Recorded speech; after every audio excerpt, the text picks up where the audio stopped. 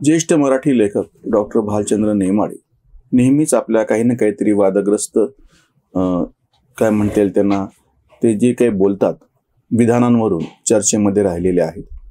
आताही त्यांनी या सगळ्या राम जन्मभूमी आंदोलन, त्याच्यानंतर अयोध्येचं मंदिर आणि आता प्रत्यक्ष जी प्राणप्रतिष्ठा मूर्तीची 22 तारखेला होते आहे, त्या पार्श्वभूमीवरती जळगावच्या एका साहित्यिक कार्यक्रमात, मी परत तुम्हाला आवर्जून सांगतोय, साहित्यिक कार्यक्रमात पुरस्कार वितरणाचा कार्यक्रम होता, साहित्यिक कार्यक्रम होता. त्या कार्यक्रमामध्ये काहीच कारण नसताना राम काढत त्यांनी काढला, रामाचा संदर्भ काढला, वेगवेगळे रामायण कसे अस्तित्वात आहेत, वेगवेगळ्या रामायणाचा संदर्भ दिला. जैन रामायण असो किंवा आसाम मधलं रामायण असो, अजून कुठलं रामायण असो, वाल्मिकीचाच राम कसा खरा मानायचा असा एक त्यांनी त्यांच्या दृष्टीनं बिनतोड असलेला मुद्दा उपस्थित केला. आसाम मधल्या रामायणामध्ये सीता कशी प्रमुख आहे, सीता कशी रामाला आदेश देत होती, तू कसा, तुला अक्कल नाही वगैरे कसं म्हणत होते. आता 2-3 गोष्टी आहेत. सगळ्यात पहिली गोष्ट म्हणजे आता सध्या लाखो, हजारो, करोडो लोकांच्या आस्थेचा जो विषय आहे, इतकी दीर्घकाळ ज्या मंदिरासाठी लढाई चालली, सर्वोच्च न्यायालयातून आदेश मिळवून त्या मंदिराची प्रत्यक्ष उभारणी झाली, म्हणजे ट्रस्टची, त्या ट्रस्टने मंदिर उभारलं आणि त्याचा अंतिम टप्पा म्हणजे मूर्तीची प्राणप्रतिष्ठा. बाकी मंदिराचा जो भाग अजून पूर्ण व्हायचा तो अजून 2-3 वर्ष होत राहील. यावेळेस ही विधानं करायची गरज काय होती? तुम्ही ज्या ठिकाणी बोलताय तो कार्यक्रम तरी कुठला होता, की असंही नाही किंवा रामाच्या संदर्भामध्ये काही चर्चासत्र आहे किंवा तुम्ही स्वतः काही रामायणातले फार मोठे अभ्यासक आहात. राम जन्मभूमीचा प्रश्न निर्माण झाला नजीकच्या काळात, तेव्हापासून म्हणजे 90 पासून आपण समजूया. या सगळ्या कालखंडामध्ये इतकं जर नेमाडेंना हौस होती तर नेमाडेंनी एखादं पुस्तक लिहायचं याच्यावरती. सगळे रामायण एकत्र करायचे, त्यांचा अभ्यास करायचा आणि जाडजूड एखादं पुस्तक लिहायचं, कुठला राम कसा आहे आणि कुणाचा राम कसा आहे. ज्या तुम्ही आत्ता ज्यांची आस्था आहे त्यांचा वाल्मिकीचा जो राम आहे, ज्या रामायणावर त्यांची श्रद्धा आहे, त्या अनुषंगानं ते मंदिर ते बांधतायत. हे सगळे ज्यांची श्रद्धा आहे ते, आणि जे बाकीचे लोक त्याला देणगी देत आहेत, प्रत्यक्ष जात आहेत, आज नाही उद्या नाही परवा केव्हा तरी जातील. हे सगळं माहीत असताना तुम्ही दुसरे राम उकरून काढायची काय गरज होती? आता किंवा ह्या रामाची पूजा केली जात आहे भारतभर, जिकडे तिकडे ज्या ठिकाणी, तो कुठला राम आहे? तो वाल्मिकीचा समजा राम आहे. मग ते असताना तुम्ही दुसरा राम नेमका तो काय आणि कसा आहे सांगायची काय गरज होती? तुम्हाला जे काही सांगायचं आहे ते तुम्ही खरं तर म्हणजे त्या विषयातले अभ्यासक आहेत म्हणून सगळं मी आधी म्हणालो तसं नीट व्यवस्थित त्याच्यावरती एक पुस्तक लिहू शकला असतं. आता या पार्श्वभूमीवरती तुम्हाला ठरवून देशामध्ये काय जे सगळे लिब्रांडूंचं जे चालतं ना, देशामध्ये अघोषित आणीबाणी आहे, त्याच्यानंतर लोकशाहीचा अंत झालेला आहे, संविधान खतरे में आहे, सगळ्या संस्था ताब्यात घेतलेल्या आहेत, लोकशाही शिल्लक नाही, हे जे परत तुंतुन असतं ना, त्याला पोषक अशी वक्तव्य ठरवून करायचं काय कारण? हे स्वतः तेच नेमाडे आहेत. आम्ही तुम्हाला जरूर तो फोटो दाखवतो, पहा. पंतप्रधान नरेंद्र मोदींच्या हस्ते हे ज्ञानपीठ पुरस्कार स्वीकारत आहेत. हे तेच नेमाडे आहेत. ह्यांना ज्ञानपीठ पुरस्कार प्राप्त झाला आणि ते नरेंद्र मोदींच्या हस्ते स्वीकारत आहेत. हे तेच लोक होते की ज्या सगळ्या भाजप संघ मोदी अमित शहावरती वाटेल तशी चिखलफेक आणि लाथाळ्या करणारे. खरं तर कोणी असं समर्थन करेल की मोदी पंतप्रधान आहे त्याच्यामुळं आणि ज्ञानपीठ पुरस्कार आहे त्याच्यामुळं तो मोदींच्या म्हणजे पंतप्रधानाच्या हस्ते दिला गेला, याच्यामध्ये आश्चर्य ते काय? मी गैरसमज दूर करतो. ज्ञानपीठ पुरस्कार हा कुठल्याही शासनाने ठेवलेला नाही. हा पुरस्कार राज्य किंवा केंद्र शासनाचा नाही. जैन कुटुंबियांचा हा ट्रस्ट आहे, टाइम्स ऑफ इंडिया वाले त्यांचा हा पुरस्कार आहे. त्यांचा एका अर्थाने हे खाजगी ट्रस्ट आहे. याचा पंतप्रधान मोदींशी, कुठल्याही पंतप्रधानाशी, भारत सरकारशी काहीही संबंध नाही. या ट्रस्टच्या वतीनं हा पुरस्कार दिला जातो, म्हणजे एक तर खाजगी पुरस्कार आहे. दुसरी गोष्ट म्हणजे त्या ठिकाणी पदावरच्या व्यक्तीला बोलवावं असं काही बंधन नाही. आणि तिसरी गोष्ट म्हणजे तुमचा स्वतःचा विरोध होता. तुम्हाला जेव्हा पुरस्कार मिळायची वेळ होती तेव्हा तुम्ही गपचूप पंतप्रधान मोदींच्या हस्ते पुरस्कार स्वीकारता, आणि आता बाकी सगळी टीका करत असताना भाजप संघ मोदी अमित शहा यांच्यावरती लाथाळ्या वालायला तुम्ही कमी करत नाही. इथे तिथं तुमचा स्वाभिमान दिसला असता की मी ज्ञानपीठ पुरस्कार मोदींच्या हस्ते स्वीकारणार नाही असं म्हणायचं होतं त्यांनी. किंवा दुसरं तुम्हाला उदाहरण सांगतो, यांना 1990ला टीका स्वयंवर नावाच्या पुस्तकासाठी साहित्य अकादमी शासनाचा पुरस्कार मिळालेला आहे.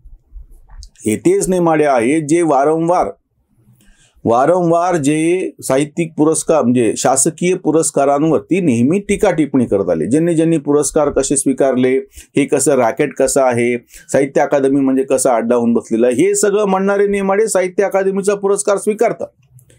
नेमाड्यांच्या जी कोसला महत्वाची कादंबरी समीक्षक आणि वाचक सुद्धा मानतात, त्याला हा पुरस्कार मिळालेला नाही. त्यांचे जे फुटकळ लेख आहेत वेगवेगळ्या ठिकाणी आलेले, त्याला ते समीक्षा म्हणो किंवा काय म्हणायचे ते म्हणो किंवा मुलाखती, असं सगळं एकत्र करून टीका स्वयंवर नावाचं पुस्तक तयार केलं गेलं आणि त्या पुस्तकाला हा पुरस्कार आहे. नेमाड्यांच्या स्वतःच्या दुय्यम पुस्तकाला शासकीय पुरस्कार आहे, तो नेमाड्यांनी स्वीकारला. आणि इकडे मात्र त्या सगळ्या पुरस्कारावरती टीका करत बसले. ज्या संघ भाजप मोदी अमित शहा टीका करतात, त्याच नरेंद्र मोदींच्या हस्ते यांनी पुरस्कार स्वीकारला. तुम्हाला मी अजून त्यांचं तिसरं ढोंग सांगतो. हे नेमाडे ज्या सरस्वती भुवन शिक्षण संस्थेमध्ये नोकरीला होते, त्या सगळ्या समाजवादी परिवारावरती यांनी यथेच्छ जोड उठवली टीकेची. गोविंदभाई श्रॉफ असोत, पत्रकार अनंत भालेराव असोत, सगळे ते समाजवादी परिवारातले लोक आहोत.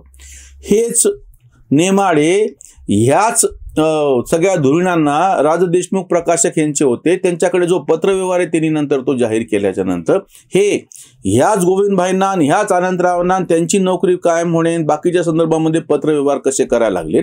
म्हणजे इकडे तुम्ही आव आणायचा काय आणि कसं तुमचं काय विरोध कसा आहे त्यांना, आणि दुसरीकडून तुम्ही काय तुमच्या नोकरीसाठी आणि बाकीच्या गोष्टीसाठी लाचारी स्वीकारायची.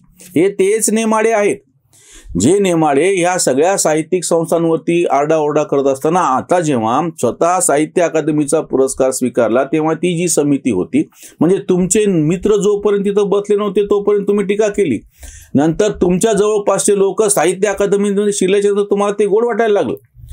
खासगी ज्ञानपीठ पुरस्कार तुम्हाला पंतप्रधानांच्या हस्ते स्वीकारायला गोड वाटायला लागलं. आणि आताची पण गोष्ट आहे, जेव्हा ही इतकी दीर्घकाळ चाललेली लढाई ती न्यायाने वैध मार्गाने जिंकल्याच्या नंतर वैध मार्गानेच तो मंदिराचं तिथं उभारणी केली जात आहे. त्याच्या खाली पुरावे म्हणून त्या जुन्या मंदिराचे खांब सापडलेले, त्या शिलालेख सापडलेले, सगळे सापडलेले. म्हणजे तुम्हाला पूर्णपणे माहिती आहे की या ठिकाणी आधी मंदिर होतं. तुमची आस्था असो की नसो, तुमचा राम कुठलाही असो, ज्यांचा तो राम होता, ज्यांना ती आस्था आहे, तो वाल्मिकी रामायणातला जो राम आहे, त्याचे सगळे पुरावे तिथं मिळालेले त्या मंदिराचे, आणि तेच लोक मानतात. तुम्ही दुसरा राम, उलट माझं तर असं म्हणणं आहे, नेमाड्यांना जो प्रिय राम आहे त्या रामावरती त्यांनी त्याची भक्ती करावी, नाही तर त्याला शिव्या घालाव्यात. हा नेमाड्यांचा प्रश्न आहे. पण बाकी करोडो लाखो लोकांच्या अस्मितेचा, आस्थेचा, श्रद्धेचा जो विषय आहे त्या रामाच्या बाबतीमध्ये नेमकं आता बोलायचं कारण काय? दुसरा जो आम्हाला महत्वाचा आरोप करायचा, हे फक्त नेमाड्यांपुरतं नाहीये आणि हे सहज घडलेलं नाहीये.